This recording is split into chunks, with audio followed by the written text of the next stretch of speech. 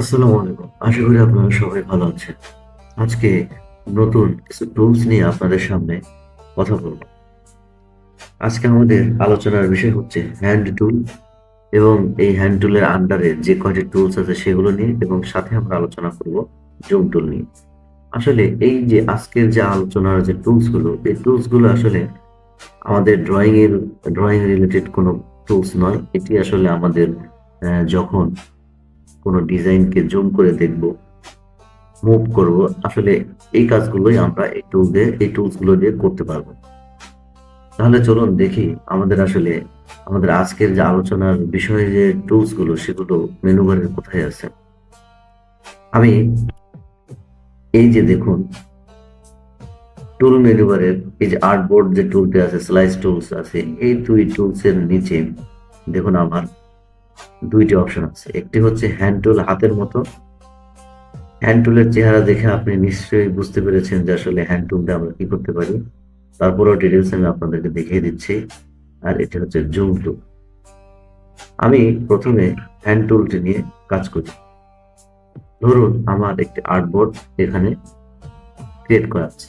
এখন আপনি যদি চান যে আমার এই আর্টবোর্ডটাকে মুভ করাবো, তাহলে কিন্তু আপনি এই হ্যান্ড টুলটি এখানে সিলেক্ট করবেন। সিলেক্ট করে দেখুন হ্যান্ড টুলের আবার শর্টকাট কি আছে, এইজ। এটি সিলেক্ট করলে দেখুন আপনার মাউসের চেহারা কিন্তু অলরেডি চেঞ্জ হয়ে গেছে। তখন আপনি এই যে আর্টবোর্ডের যে কোনো এক জায়গা ধরে এই যে এভাবে মুভ করতে পারবেন। এই যে এভাবে খুব সহজেই মুভ করতে পারবেন। হ্যান্ড টুলের আরো একটি শর্টকাট ওয়ে আছে, সেটি হচ্ছে আপনি যে কোনো টুলে থাকা অবস্থায় আপনি যদি কিবোর্ড থেকে ব্যাক স্পেস চাপ দিয়ে ধরেন, তাহলে কিন্তু আপনার হ্যান্ড টুলটি কাজ করবে।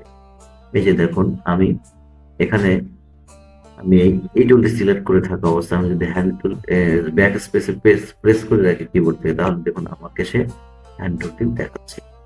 এবং আমি যখন ব্যাক স্পেস ছেড়ে দিচ্ছি, তখন দেখুন আমার এই আগের টুলসটি শো করছে। তো আমার কাছে আগের যে সিস্টেমটি বারবার এখানে গিয়ে হ্যান্ড টুল সিলেক্ট করা, এটি আসলে সময় সাপেক্ষ ব্যাপার। এর জন্য আপনারা এই সিস্টেমটি ফলো করতে পারেন। আপনি যে কোনো টুলে কাজ করতে হলে যখন দেখবেন যে আপনার আর্টবোর্ড একটু মুভ করানো দরকার, তখন আপনি ওই টুলে থাকা অবস্থায় আপনি কিবোর্ড থেকে ব্যাক স্পেস প্রেস করে ধরবেন। তাহলে দেখুন খুব সুন্দর মতো করে এটিকে আপনি সরাতে পারছেন। এখন আসি যে পরে যে রোটেট ভিউ টুল, এই টুলটি দিয়ে আসলে কি করে। আমরা একটি ড্রয়িং করি, রেক্টেঙ্গল শেপ নিয়ে একটি ড্রয়িং করলাম। করার পরে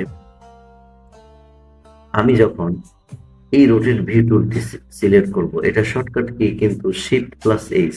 অর্থাৎ আপনি যদি কিবোর্ড থেকে শিফট প্লাস এইচ প্রেস করেন, তাহলে কিন্তু আপনি রোটেট ভিউ টুলটি সিলেক্ট করতে পারবেন। তো এখানে করলাম কি, আমরা এই টুলটি সিলেক্ট করলাম। করার পরে দেখুন আমার মাউসের চেহারা কিন্তু চেঞ্জ হয়ে গেছে। একটি হচ্ছে হ্যান্ড টুলের যে থাম্বনেইলটা সেটি এসেছে, সাথে আরো একটি অ্যারো চিহ্ন এবং সাথে আরো একটি রেক্টেঙ্গেল শেপ চলে এসেছে। এখন আমি যদি আমার এই কিবোর্ডের যে কোনো এক জায়গায় ধরে এভাবে রোটেট করাতে চাই, এই যে দেখুন আমি কিন্তু সেটাকে রোটেট করাতে। ধরুন আপনার একটি ডিজাইন আছে লম্বা। এখন আপনি চাচ্ছেন যে আমার ডিজাইনটাকে হরিজন্টালি করবো। এই যে তখন আপনি এটিকে আপনি ধরে খুব সুন্দর মতো করে এভাবে বসিয়ে দিলেন। এই যে আবার আমি যদি এই টুলটি সিলেক্ট থাকা অবস্থায় শিফট প্রেস করে ধরে যদি রোটেট করি, তাহলে দেখুন সে বিভিন্ন অ্যাঙ্গেলে আমাকে শো করছে। এই যে দেখুন, আপনি যদি এটাকে চান যে আমার এটি এখন -90 ডিগ্রিতে আছে, আমি যদি আরেকটু ঘোরাই, আমি ডিজাইনটাকে এই অ্যাঙ্গেলে রাখবো, তাহলে সেটা আপনি এই টুলের মাধ্যমে করতে পারবেন খুব সুন্দরভাবে। এই যে দেখুন খুব সুন্দরভাবে এটিকে আমরা করে নিতে পারছি। এই যে এরপরে আমাদের যে টুলটি আছে সেটি হচ্ছে প্রিন্ট টাইলিং টুল। প্রিন্ট টাইলিং টুলটি হচ্ছে আমি যখন একটা ডিজাইন করব এবং সেটাকে প্রিন্ট করতে যাব, সেটার সেটিংস নিয়ে আসলে কিছু কথা আছে এখানে। আপনি ধরুন এই ডিজাইনটা করলেন, করার পরে আপনি যদি প্রিন্ট করেন তাহলে আপনাকে যেতে হবে ফাইলে। ফাইলে যাওয়ার পরে আপনি এখানে যে প্রিন্ট অপশন আছে এখানে যেতে হবে। যাওয়ার পরে দেখুন এই যে এখানে কিন্তু সে তার পজিশন মতো নেই। আপনি আসলে প্রিন্ট কোথায় করবেন না করবেন সেটার পজিশন কিন্তু আপনি এই টুলের মাধ্যমে করতে পারছেন না। সেক্ষেত্রে আপনি করবেন কি, এই আর্টবোর্ডটি সিলেক্ট থাকা অবস্থায় এখানে আপনি প্রিন্ট টাইলিং টুলটি সিলেক্ট করবেন। করার পরে আপনার যতটুকু এরিয়া দরকার ততটুকু এরিয়া আপনি সিলেক্ট করবেন।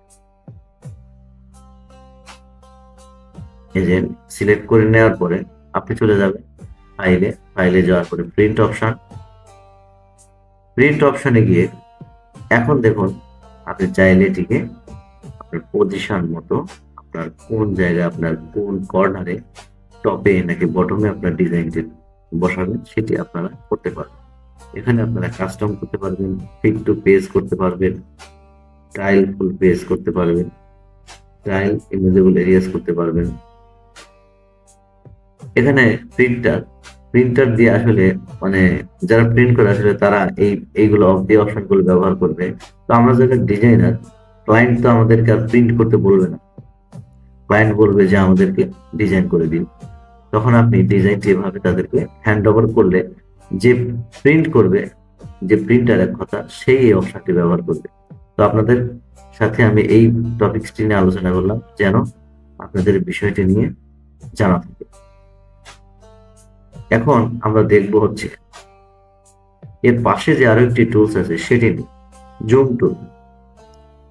জুম টুলের নামটি শুনেই আমরা হয়তো অনেকে বুঝতে পেরেছি আসলে জুম টুলটি দিয়ে কি করে। আমি এখানে যদি জুম টুলটি সিলেক্ট করি তাহলে দেখুন আমার মাউসের চেহারা কিন্তু চেঞ্জ হয়ে যাচ্ছে। এই যে এখন যদি আমি মাউসটাকে ড্র্যাগ ড্রপ করি দেখুন আমার কিন্তু সেটা জুম হয়ে যাচ্ছে। এই যে দেখুন ঠিক এইভাবে। আবার যদি আমি এভাবে নিচের দিক থেকে যদি আমি উপরের দিকে মাউসকে ড্র্যাগ ড্রপ করি তাহলে কিন্তু সে ছোট হয়ে যাচ্ছে। এই যে দেখুন আমার কিন্তু এখন প্লাস চিহ্ন আছে, আমি উপর থেকে ড্র্যাগ ড্রপ করলাম নিচের দিকে, সে কিন্তু জুম হচ্ছে। এরপরে আমি যখন নিচ দিক থেকে উপরের দিকে যাচ্ছি তখন দেখুন মাউসের চেহারা চেঞ্জ হয়ে যাচ্ছে। এক কথা আপনি মাউস ড্র্যাগ ড্রপ করলে এটা বুঝতে পারবেন আসলে জুম টুলটি কিভাবে কাজ করে। এই যে জুম টুলটি আছে এইটি কিন্তু আপনারা এখান থেকে ম্যানুয়ালি করতে পারবেন। এই যে আপনার যে পার্সেন্টেজ আছে, এই যে এখানে কিন্তু অনেকগুলো অপশন আছে, অনেক পার্সেন্টেজ আছে, এখান থেকে কিন্তু আপনারা কমিয়ে বা বাড়িয়ে নিতে পারেন। এই যে দেখুন আমি যদি এখান থেকে 25% সিলেক্ট করি তাহলে কিন্তু দেখুন এটা অনেক ছোট হয়ে গেছে। আমি যদি 8.33 দিই আরো ছোট হয়ে গেছে। এখন এইটিকে যদি আমি ফিট অন স্ক্রিন দিই তাহলে দেখুন আমার যে আসল যে লেআউট সেই লেআউটের প্লেসে এটি বসে গেছে। এখন আরেকটি আমাদের লাস্ট টপিকস আছে আমাদের আজকের আলোচনায়, সেটি হচ্ছে এই যে দেখুন চেঞ্জ স্ক্রিন মোড। আমরা কিন্তু আমাদের যে স্ক্রিন মোড এখান থেকে আমরা চেঞ্জ করে নিতে পারি। এই যে দেখুন আমি এখান থেকে যদি চেঞ্জ স্ক্রিন মোডে এখানে যদি মাউসের লেফট বাটন প্রেস করি তাহলে দেখুন এইটি আন্ডারে আরো 4টা অপশন আছে। এখন আমি নর্মাল স্ক্রিন মোডে আছি, দেখতে পাচ্ছেন আসলে নর্মাল স্ক্রিন মোডে কিভাবে দেখাবে। এরপর যদি আমি full screen mode with menu bar দিই তাহলে দেখুন কি হয়। দেখুন আমার এইখানে যে জায়গাটুকু ছিল সেই জায়গাটুকু কিন্তু আর নেই, আমার ফুল স্ক্রিনে চলে গেছে সাথে মেনু বার।